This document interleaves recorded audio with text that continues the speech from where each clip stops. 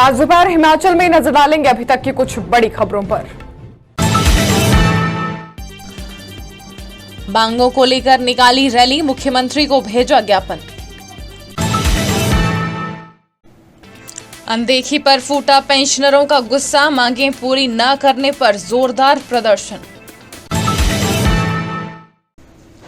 Eye flu की Dastak, OPD में पहुंच रहे रोजाना 3 से 4 मरीज। ऊपरी क्षेत्रों में फाहे गिरने से दिलकश नजारा, बारिश से पारा लुढ़का।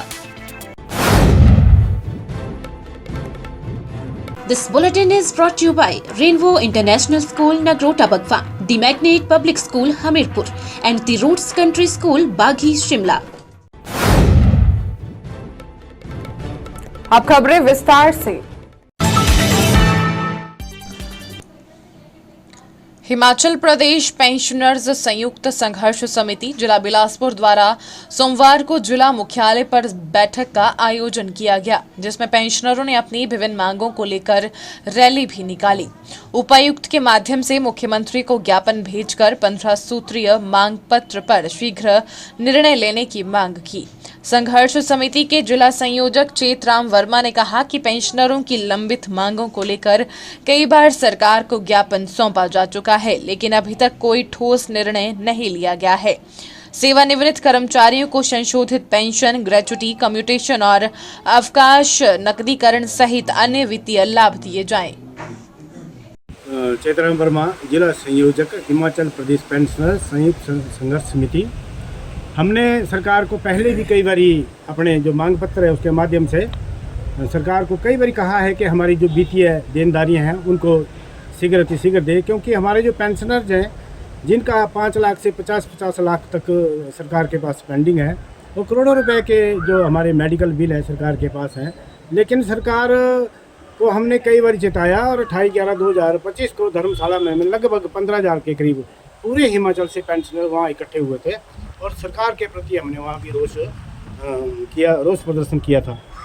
हमने वहाँ पर भी मुख्यमंत्री से अपना एक डेपुटेशन हमारा मिला, उसमें हमने कहा था कि हमारी जो मांगे हैं इन्हें जल्दी भुगतान करने की प्रयास करें। मुख्यमंत्री ने माना था कि आपकी मांगे जायज़ है और मैं 1 महीने के अंदर जितनी भी आपकी देनदारी है उनको देने का प्रयास करूँगा। और उन्होंने ये भी कहा था कि मैं लगभग 100 करोड़ के करीब आपके जो चिकित्सा बिल हैं उनका भुगतान करने के लिए राशि का आवंटन जल्दी ही करूँगा।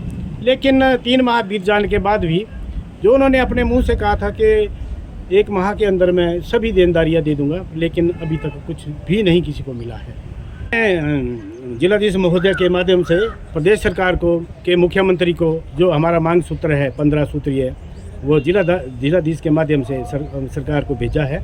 हम पुनः निवेदन करेंगे कि जो सरकार होती है उसी ने ही अपने कर्मचारियों और पेंशनों का भुगतान करना होता है, क्योंकि वर्तमान सरकार से ही हमने मांगना है, उन्होंने ही देना है।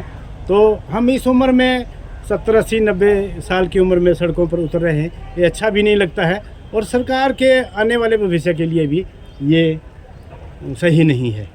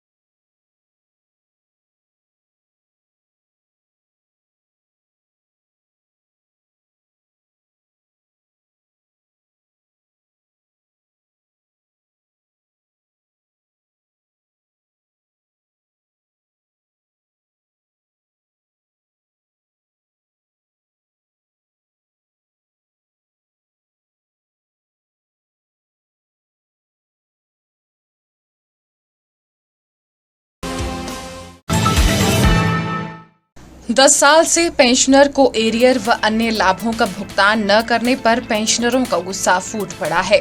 सोमवार को 18 विभागों के पेंशनर्स ने गांधी चौक पर जोरदार प्रदर्शन किया।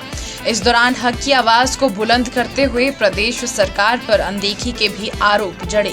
आश्वासन देकर प्रदेश सरकार पल्ला झाड़ने का काम कर रही है। 10 सालों से पेंशनरों को एरियर व अन्य देनदारियों का भुगतान नहीं किया गया है। इस वजह से पेंशनरों को काफी परेशानियों का सामना करना पड़ रहा है। पेंशनरों का कहना है कि 3,500 के करीब पेंशनर्स अपने एरियर के इंतजार में स्वर्ग सिधार चुके हैं। HRTC के पेंशनरों को समय पर पेंशन का भुगतान नहीं किया जा रहा है।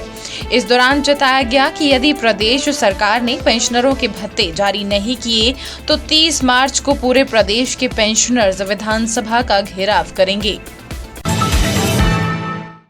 हमीरपुर जिला में आई फ्लू ने दस्तक देकर कई लोगों को अपनी चपेट में ले लिया है। रोजाना मेडिकल कॉलेज हमीरपुर में आंखों के उपचार के लिए मरीज पहुंच रहे हैं। OPD में रोजाना 3 से 4 मरीज आई फ्लू से संक्रमित पाए जा रहे हैं। इन्हें इलाज के बाद परामर्श देकर घर भेजा जा रहा है। सार्वजनिक स्थलों पर अनावश्यक आवाजाही न करने के लिए भी सलाह दी जा रही है। बता दें कि आंखों का ये रोग संक्रामक है और एक से दूसरे में तेजी से फैलता है। संक्रमित व्यक्ति को ये भी समझाया जा रहा है कि किसी के साथ हाथ ना मिलाए। जब भी कोई भी सीज़न जो है चेंज होता है तो कई तरह की बीमारियां जो हैं वो शुरू हो जाती हैं। कारण मैक्सिमम वही होता है कि वायरल होते हैं बेसिकली। और इस मौसम में एलर्जिक भी होता है। जैसे गर्मियां बढ़ती हैं तो बच्चों में एलर्जी शुरू हो जाती है और बड़ों में जो है आई फ्लू, क्योंकि बड़ों की मूवमेंट ज़्यादा होती है कि कोई दिल्ली जा रहा है, कोई दूसरे शहर में जा रहा है जहाँ पे बहुत ज़्यादा पॉपुलेशन है। अगर कंजंक्टिवाइटिस जब गर्मियों में शुरू होती है तो बड़ा डेंसली पॉपुलेटेड एरिया में थोड़ा जल्दी ट्रांसमिट हो जाता है वो।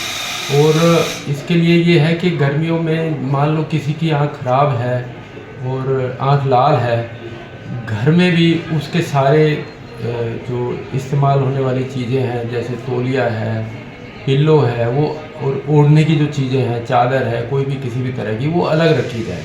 क्योंकि ये चीज़ क्या होता है कि भाई मान लो मुझे कंजंक्टिवाइटिस है, मैंने आँख में हाथ लगाया, उसके बाद मैंने टेबल पे लगाया, उस टेबल पर किसी और ने लगाया, तो वो फिर अपनी आँख में हाथ लगाएगा तो वायरस जो है ट्रांसमिट हो जाता है। तो मैक्सिमम वायरल ही होता है। और कंजंक्टिवाइटिस ये है, ये 3 रूप में होता है। एक तो माइल्ड होता है, थोड़ा सा मॉडरेट और सीवियर। माइल्ड में हल्का सा रेडनेस होती है, कोई भी एंटीबायोटिक डालें ड्रॉप्स ठीक हो जाता है। पर दवाई इस्तेमाल करने से पहले ये दिखा जरूर दें किसी चिकित्सक को, आई स्पेशलिस्ट को या चिकित्सक को, PSC में, डिस्पेंसरी में। क्योंकि क्या होता है अगर मान लो वो पेशेंट सीधा मेडिकल स्टोर पे जाएगा तो मेडिकल स्टोर पे कई बार वो स्टीरॉयड भी साथ दे देते हैं, तो उससे नुकसान होता है। तो इसलिए हमेशा जो है दवाइयाँ जो है डॉक्टर को दिखा के ही डालें। और पानी चलता है, हाथ, और किसी से जैसे कोविड में बोलते थे ना कि भाई हाथ नहीं मिलाना, हाथ नहीं मिलाना चाहिए। मान लो किसी को कंजंक्टिवाइटिस है और आप उससे हाथ मिला रहे हैं, जब आप अपना हाथ आँख पे लगाएंगे और लगता रहता है नॉर्मली, हम भी लगाते रहते, मतलब कोशिश तो हम करते हैं हाथ नहीं लगाए, पर फिर भी कई बार इंसिडेंटली लग जाता है, कई बार ज़्यादा, कई बार पता नहीं लगता है।